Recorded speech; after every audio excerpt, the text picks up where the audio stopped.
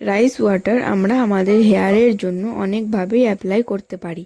আজকে আমি তোমাদের সাথে শেয়ার করব ডিআইওয়াই রাইস ওয়াটার শ্যাম্পু। তো এটা তৈরি করার জন্য আমরা প্রথমে অল্প একটু চাল আগের দিন রাত্রে ভালো করে ধুয়ে ভিজিয়ে রেখে দেব ফর ওভারনাইট।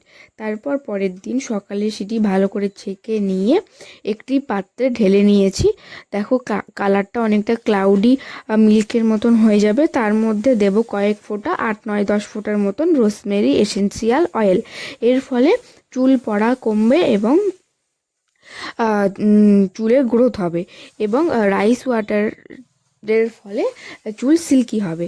তো এর মধ্যে তোমরা দিয়ে দেবে শ্যাম্পু, যেটা তোমরা ইউজ করো সেটি হার্বাল হতে পারে অথবা মাইল্ড হতে পারে। সেটি দিয়ে আবার ভালো করে মিক্সড করে নিলে রেডি হয়ে যাবে আজকে আমাদের ডিআইওয়াই রাইস ওয়াটার শ্যাম্পু। আমার ভিডিওটি যদি তোমাদের একটুকু ইফেক্টিভ বলে মনে হয়ে থাকে তাহলে প্লিজ লাইক, কমেন্ট এবং সাবস্ক্রাইব করে দিও।